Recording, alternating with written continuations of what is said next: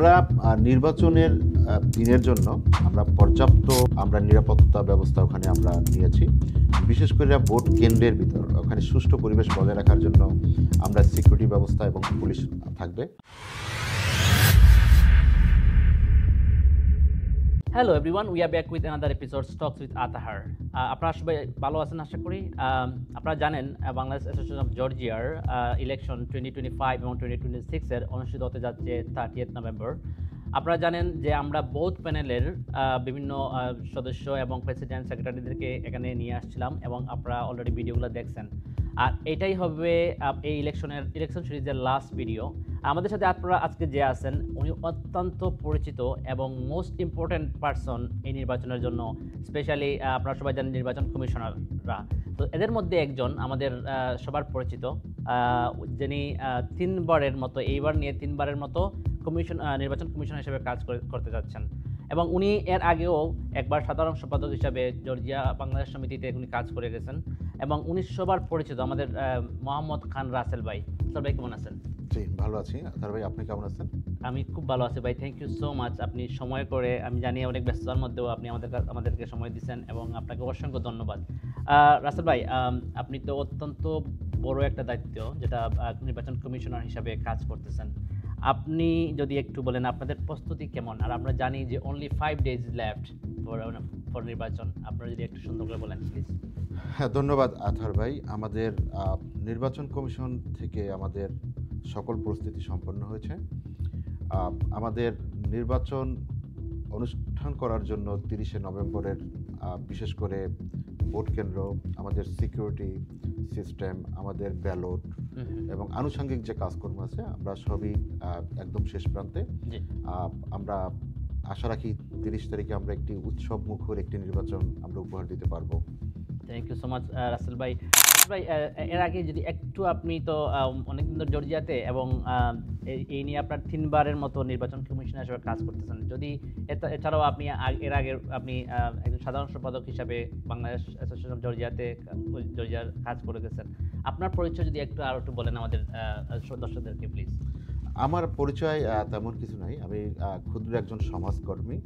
আমি 2000 সালে প্রথম জর্জিয়া বাংলাদেশ সমিতির সদস্য হিসেবে নির্বাচিত হই। তারপরে আমি 2008 সালে নির্বাচন কমিশনের দায়িত্ব পালন করি। তারপরে আমি 2011 সালেও নির্বাচন কমিশনের দায়িত্বে ছিলাম। তারপরে 2018 সালে আমি জর্জিয়া বাংলাদেশ সমিতির জেনারেল সেক্রেটারি পদে নির্বাচন করি এবং আমি ওখানে নির্বাচিত হই। এরপরে 2025-এ এসে আমি আবার নির্বাচন কমিশন হিসেবে দায়িত্ব পালন করছি। রাইট, এটা অনেক বড় একটা দায়িত্ব আপনারা করতেছেন। আমরা জানি আপনারা দিন রাত পরিশ্রম করে আপনারা 5 জন নির্বাচন কমিশনার কাজ করে যাচ্ছেন। আপনাদেরকে অসংখ্য ধন্যবাদ। আচ্ছা রাসেল ভাই, অবশ্যই এখানে দুইটা প্যানেল রান করতেছে, একটা হচ্ছে বাবুল হাসান প্যানেল আর একটা হচ্ছে শামীম শান্ত প্যানেল। আপনারা কি কোনো প্রেশার পাচ্ছেন এনি সাইড থেকে, বা কোনো ধরনের প্রেশার আপনারা পাচ্ছেন? ধন্যবাদ আতাহার ভাই, আপনি অত্যন্ত সুন্দর একটি প্রশ্ন করছেন। আমরা কোনো প্যানেল থেকেই প্রেশার পাচ্ছি না। আমাদের সাথে তাদের নিয়মিত কথা হচ্ছে বা তারা আমাদেরকে কল দেয়, বিভিন্ন কথা বলে, আমরা তাদের সবার কথাই শুনি এবং শোনার পরে যেটা যুক্তিযুক্ত মনে করি আমরা 5 জন নির্বাচন কমিশনার, বিশেষ করে আমাদের নির্বাচন কমিশনের মধ্যে রয়েছে, আমি একটু তাদের নাম বলি, প্রধান নির্বাচন কমিশনার রেজা করিম, তারপরে রাসেল ভুইয়া, তারপরে আমাদের আছে ইলা চন্দ্র দিদি, হ্যাঁ, এবং মহিনুদ্দিন দুলাল এবং আমি। আমরা যে কোনো সিদ্ধান্ত আমরা 5 জনের সলা পরামর্শ করে আমরা সিদ্ধান্ত নিই এবং এখানে আমরা কোনো প্রেশার ফিল করি না। আমরা যেটা ভোটারদের জন্য ভালো, যেটা প্রবাসীদের জন্য ভালো, যেটা কমিউনিটির জন্য ভালো, আমরা ওটাই করার চেষ্টা করছি। থ্যাংক ইউ সো মাচ, খুব সুন্দর করে বলছেন রাসেল ভাই। আমরা আশা করি আপনারা এই কাজটা সুন্দরভাবে করেন, এই আশাটুকু আমরা করব। আচ্ছা, এটা বড় কোয়েশন হচ্ছে যে আপনারা প্রথমে শুনলাম যে আপনারা ডিজিটাল ভোটিং সিস্টেমটা থাকবে, পরে এখন আমরা শুনতেছি যে এটা শুধু ম্যানুয়াল হবে। এটা নিয়ে কি কিছু বলবেন? যদি বলেন কিছু প্লিজ।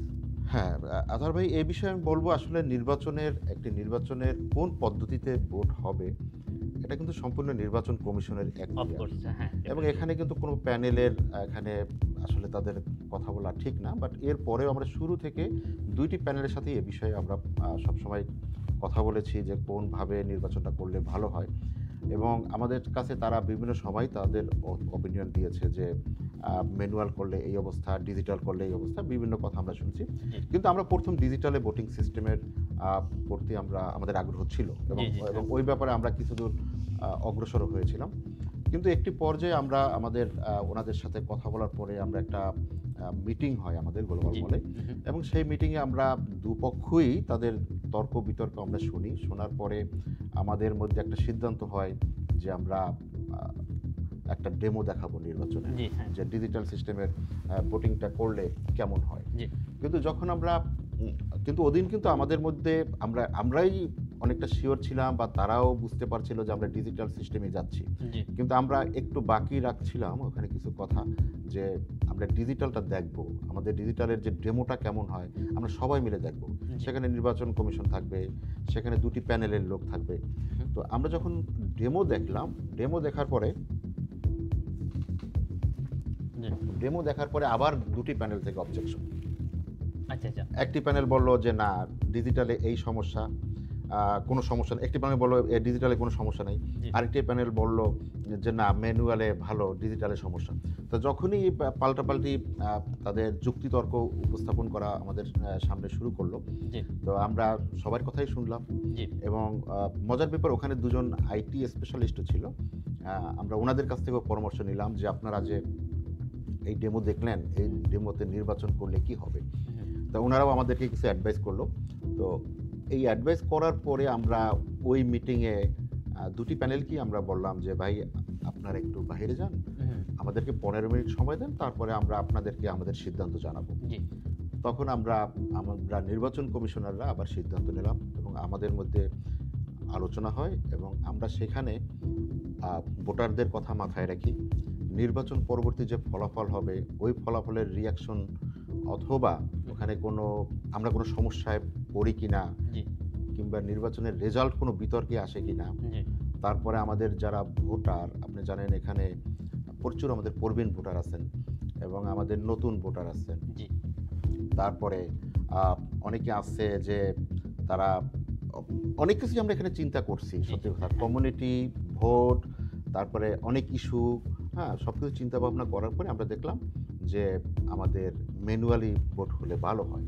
জি। কারণ আপনি নিজেও বোঝেন যে রাইট। আপনি ইচ্ছা করলে ডিজিটাল সিস্টেমে আপনার 5টা অভিযোগ বের করতেই পারেন, কিন্তু আমরা Right. দেখলাম যে সেই ক্ষেত্রে ম্যানুয়ালের ক্ষেত্রে অভিযোগটা নাই বললেই চলে। আচ্ছা, আচ্ছা। তো সেজন্য আমরা ম্যানুয়ালটিকেই আমরা পছন্দ করি। আচ্ছা, আচ্ছা, খুব সুন্দর বলছেন। Thank you so much Rasel ভাই। রাসেল ভাই, আপনার কাছে আমার একটা কোয়েশ্চেন হচ্ছে, এই নির্বাচন নিয়ে সবচেয়ে বড় কোয়েশ্চনটা হয় স্বচ্ছতা বা নিরপেক্ষতা। আপনারা কি এটা নিশ্চিত করতে পারবেন যে এই নির্বাচনটা স্বচ্ছ থাকবে এবং নিরপেক্ষতা, আপনি বোথ প্যানেলের দিকে যে নিরপেক্ষতা আপনারা নিশ্চিত রাখতে পারবেন? এটা নিয়ে আপনারা কি পদক্ষেপগুলো নিচ্ছেন যদি বলেন একটু প্লিজ। হ্যাঁ, ধন্যবাদ আজহার ভাই। এটি একটি অত্যন্ত সুন্দর একটি প্রশ্ন।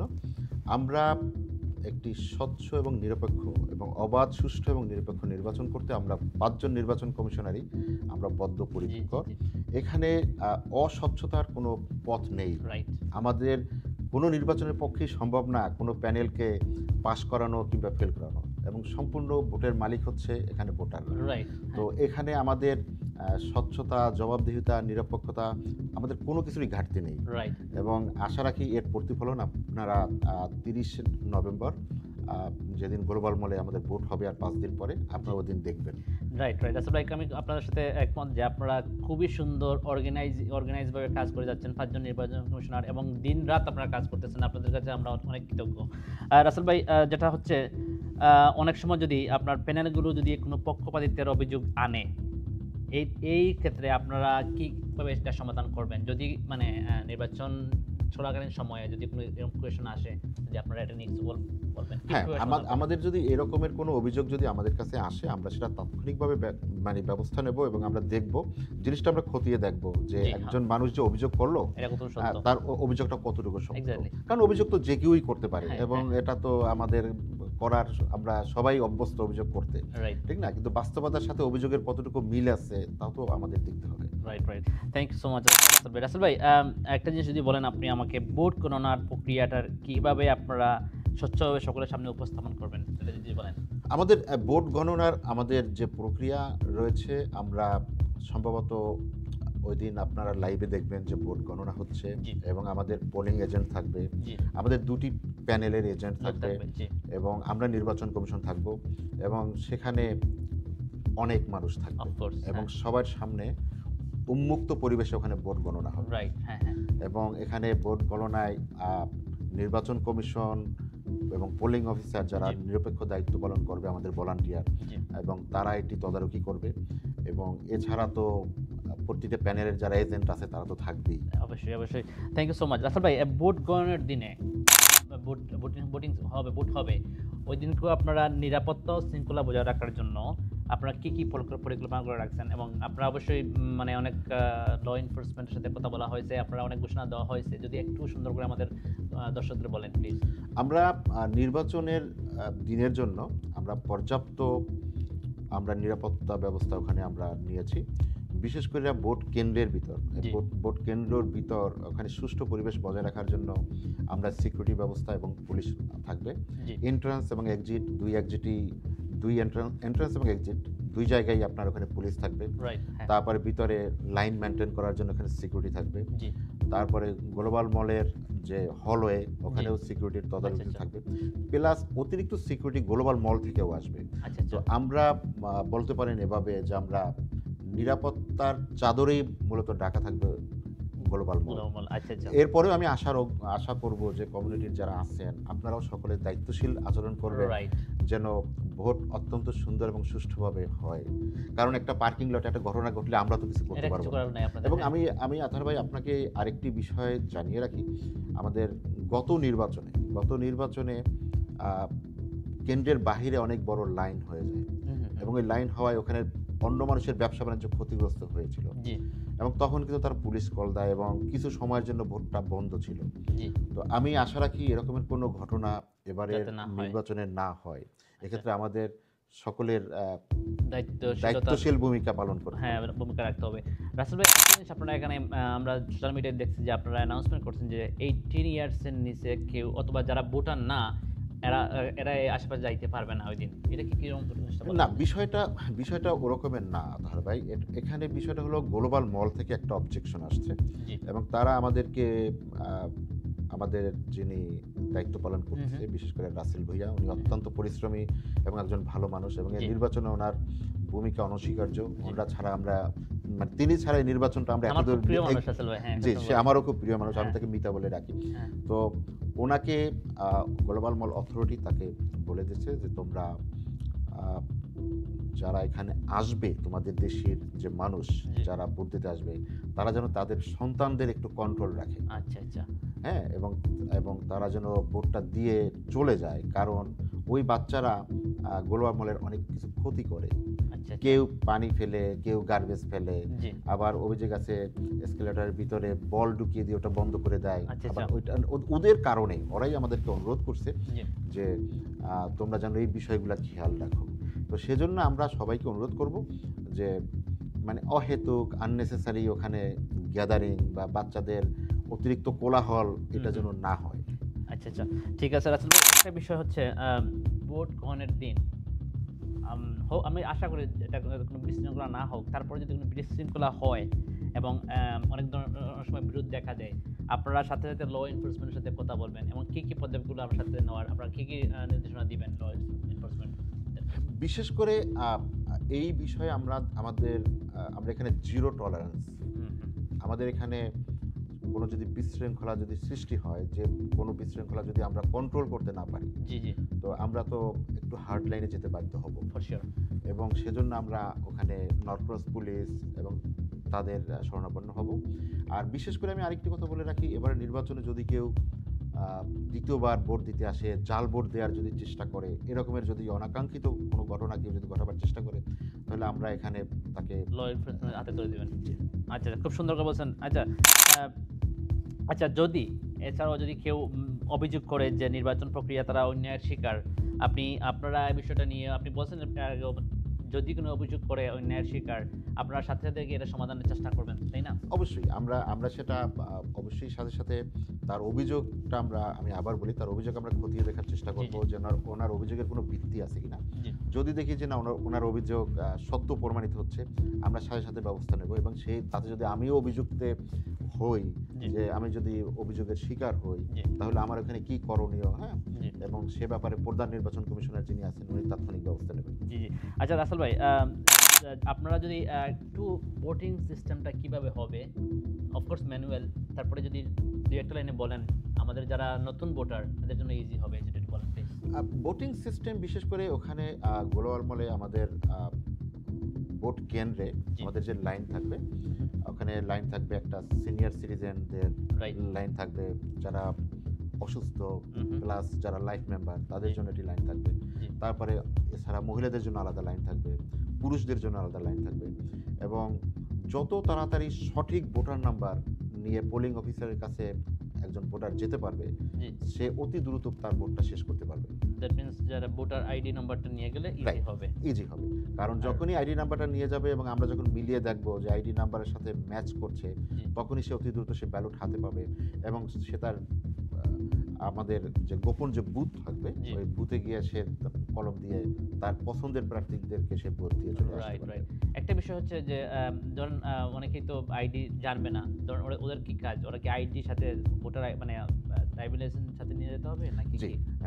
এটা একটা খুব সুন্দর প্রশ্ন, এবং এখানে প্রতি ভোটারের ওখানে জর্জি আইডি হুম।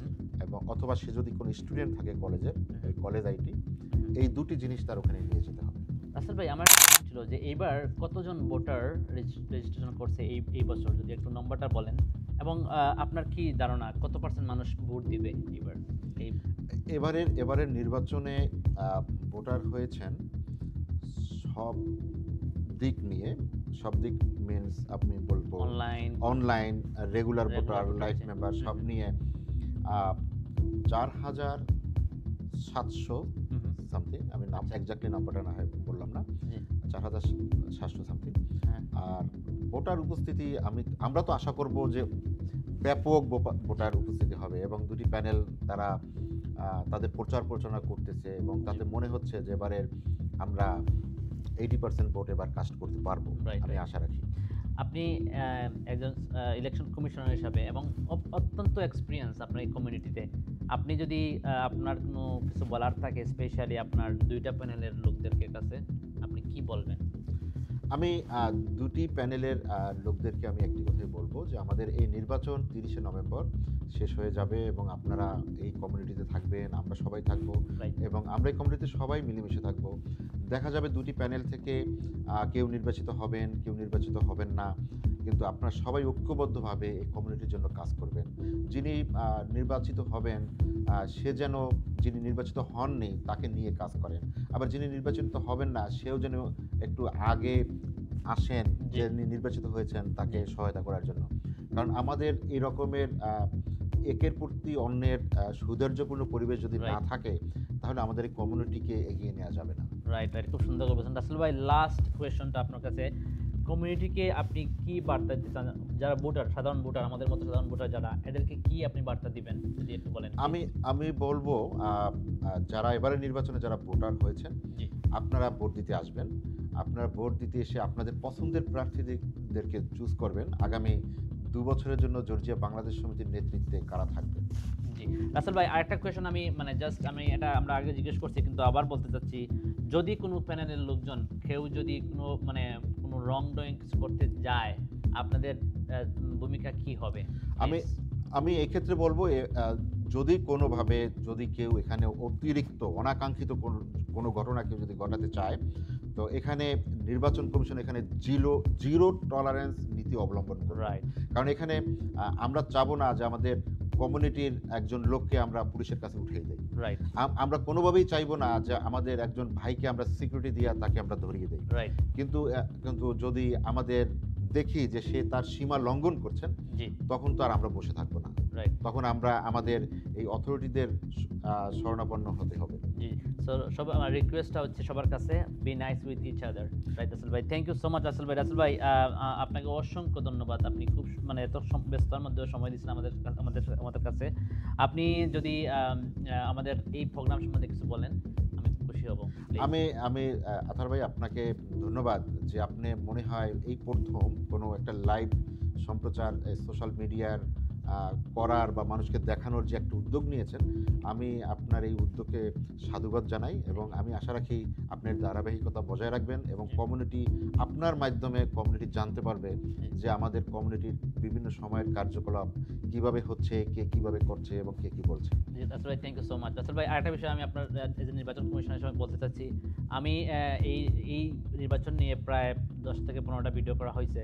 আমি দুনো প্যানেলের লোকজন নিয়ে আসছি এবং আমি নিউট্রাল থাকার চেষ্টা করছি এবং বিভিন্ন কোয়েশনগুলো করছি। আমি সবার কাছে যারা এখানে আসছে ওদেরকে আমি ওদের কাছে ক্ষমা প্রার্থী যে এটা যদি কোনো ভুল ভ্রান্তি হয়ে থাকে আমার। তাছাড়াও যদি মানে আমি তো নতুন হিসাবে অনেক সময় অনেক কোয়েশনগুলো করছি বা অনেক সময় অনেক ভুল করতে পারি। আমাকে আপনারা ক্ষমা সুন্দর দৃষ্টিতে দেখবেন। আর স্পেশালি আপনাদেরকে থ্যাংক ইউ। আপনারা খুবই সুন্দর একটা নির্বাচন পরিচালনার কাজ করতেছেন। মানে আপনাদের এই কাজটা যাতে আপনারা সুন্দর সুস্থভাবে করতে পারেন। আমার সবসময় all the wish you guys best. Thank you Rasel ভাই again. Thank you. Thank you everyone যারা আমাদের সাথে ছিলেন এতক্ষণ। আপনারা সবাই আমাদের সাথে থাকবেন এবং দেখা হবে নেক্সট কোনো এপিসোডে।